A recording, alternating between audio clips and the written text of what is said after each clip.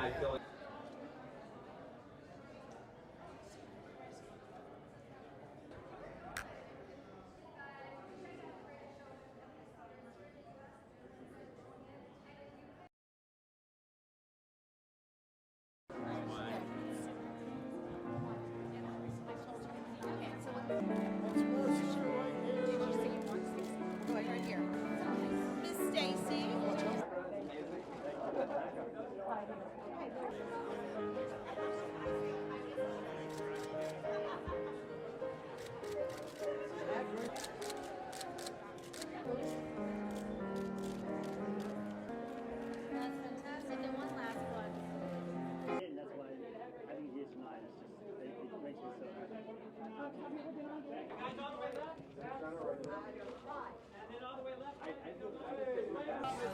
All happens here. Right here. And guys, both feet together right here. Big. Awesome. Yeah, man, let's do it. Great. Thank you.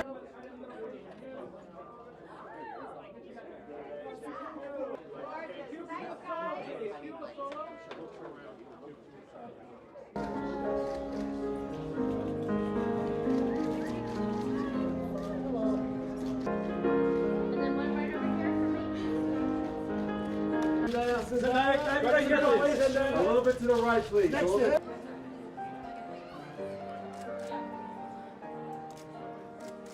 More right here.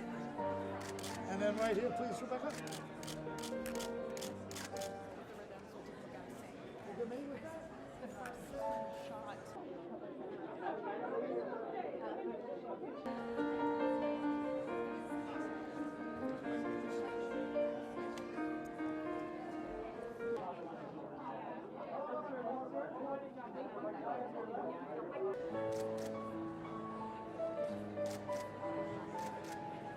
Get a shot right there. This is Carrie. Yeah, no. Listen straight ahead, please. Big smile straight ahead. Yeah, just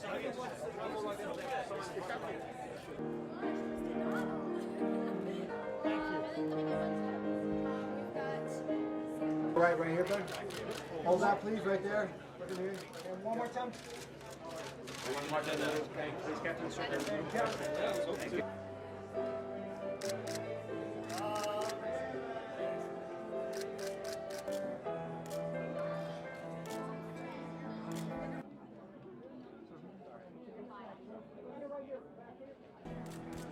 you. Thank you. One more time together right here. Yeah, that's what I figured. Thanks so much. Great. Got it? And one more right here, lady. Once more right here.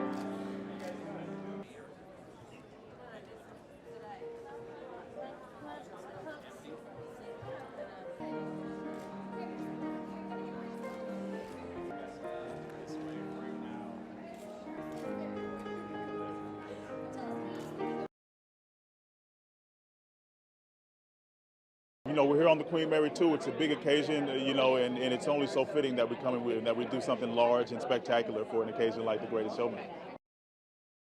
It's a film that's going to feel good. It's a family film, but it's also about celebrating differences and celebrating diversity, and also about dreaming big. So, you know, there's something that's really important for the holidays. It's going to feel good, and I think it's just going to be, you know, awesome for families to go and flock to and really have a good time. And the music is awesome too.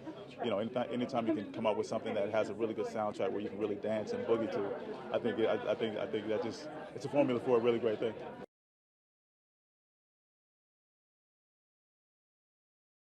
Queen Mary 2 is involved in this world premiere of The Greatest Showman here in Brooklyn at the Brooklyn Cruise Terminal. She's an ideal venue for such a movie premiere, and not only that, Cunard has a connection with P.T. Barnum that goes back a long way into the 1800s. He took several Atlantic crossings on Cunard. They have filmed some of the movie in the old Cunard building, which is an Italian Renaissance style building on Broadway, Lower Manhattan. So there's a big connection. So it's a perfect venue.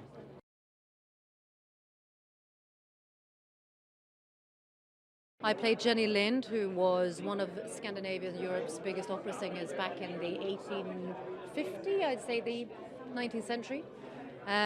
She meets P.T. Barnum at a grand opening in front of the Queen of England. And I think at this point in the story of P.T.'s life, he's realizing that he needs to break into the high society for his variety, sort of oddity circus to actually become respectable. And a collaboration starts between Jenny Lind and P.T. Barnum. I think it is, for me, the simplicity actually of a story of a man's life. And how it can take so many different shapes and variations. And also what I like is, in today's society, we haven't really got further when it comes to class system. We're still trying to break barriers, I hope. So we're still battling the same issues, but it's just colourful. I have loved making this film. I loved seeing the film, and I just hope people go and experience what I did when I sat down, and I felt blown away by it.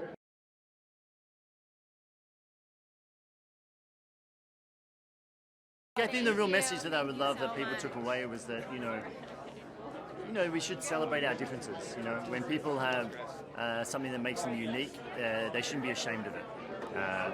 And the other is one of family. Like, family is so important. And, you know, particularly at Christmas time, it's great to be reminded that your real riches are not materialistic. They're the people around you that love you.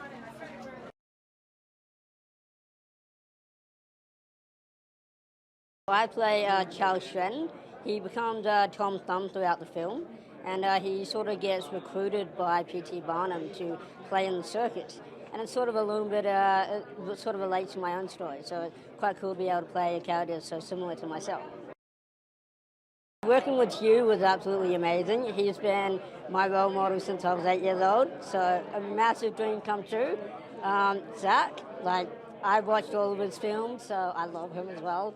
Zendaya was amazing. She's so sweet and so kind-hearted. So it was fabulous to work with such a talented cast.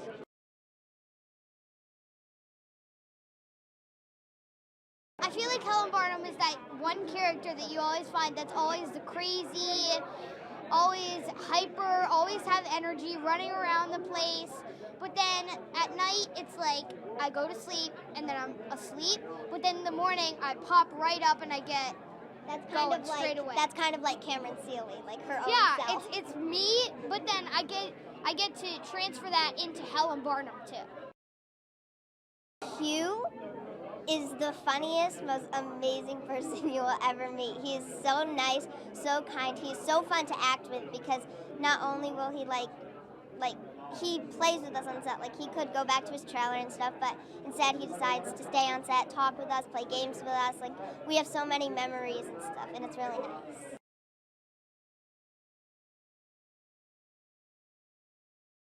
I play the bearded lady in the film, The Greatest Showman, and it sort of becomes the turning point for all the oddities who don't feel accepted or wanted, and all of a sudden becomes an anthem for everyone to just continue on, and who you are is okay because you can't change it, and you shouldn't need to change it or want to change it because it's going to be all right in the end.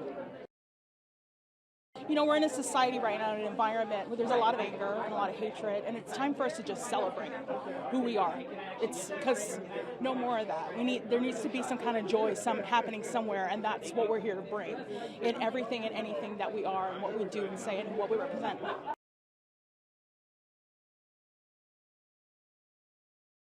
I'm the bad guy. If there is a bad guy in this show, someone who's skeptical of Barnum and what he's trying to do, you know, sort of the elitist uptown crowd who does plays and has gotten a little bit stuffy, I think. And Barnum is a person that appeals in a kind of populist sort of way to more working class people who are curious. Michael is really saying, like, there are all of us people out there that are sort of hiding in corners and whatnot that have a story and are important, and it's important that they share it, that people are open to that experience, and it may be scary and hard to do, but that ultimately we're very interested in everybody's story.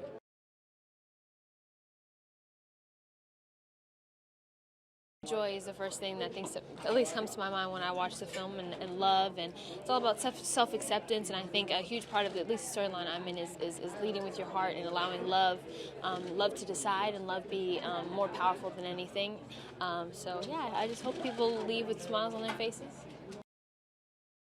It was amazing. We made a really good team. We quite literally had to hold on to each other and protect each other and take care of each other, so that was a really great icebreaker, I guess you could say.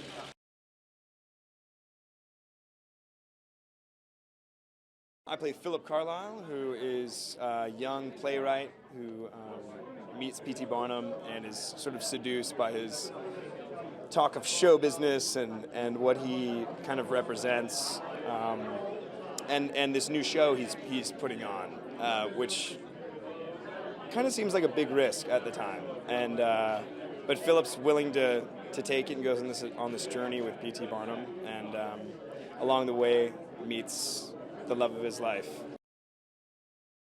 I mean, there's so much to take away from the movie. I think P.T. Barnum really was unique in that he really wanted to bring forward different people of all different race, shapes, sizes, of any stereotype, and rather than hide them, as was typical in 1850, he gave these people the courage to feel free and to enjoy the spotlight and to really embrace who they are as individuals. And I think that that's an important message for today and for today's generation. There's something about singing a song to somebody, singing about true love that's really like the pinnacle of feeling. Like not just in movies, but in life. It really is it's very fun, it's very fulfilling. And it goes back to my roots. That's how I was kind of raised and what I enjoyed when I was young. So, I don't know, it's in my blood. I think I'm a star-crossed lover at heart.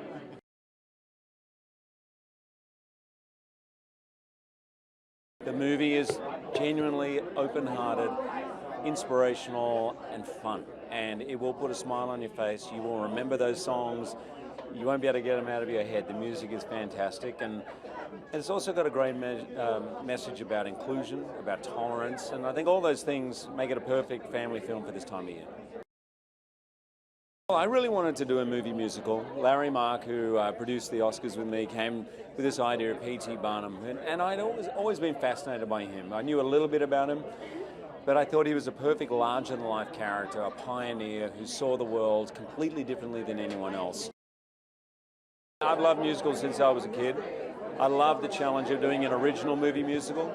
I love working at a studio that has the guts to greenlight a movie musical original for the first time in 23 years. It's so exciting to me, and I think when it works, literally it fills you up, like it fills your heart. It makes you stand and cheer and smile, and if you're anything like me, you might even cry a little bit during this one.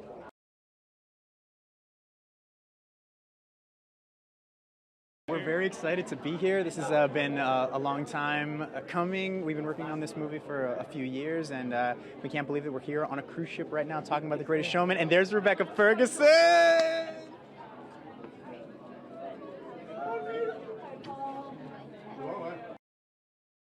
We're really excited to be here, and I think that I think everyone's goal was to make a film that was entertaining, and it's a family-friendly film that for people around the holidays, and we're excited to, for us, we got to write a score that was very leaning into joy and leaning into fun and magic and wonder, and so we're excited to have written that and to be part of a film that celebrates that. Queen Mary 2, it's very fancy, and we've been saying it feels like a very Barnum-esque move. I can't think of many film premieres that have happened on the Queen Mary 2, so this feels like something totally out of the ordinary. Like the kind of thing he would say. It would be like, well, then just do it on the ship. And they're like, on the ship? Can we do that? Yep. And here we are.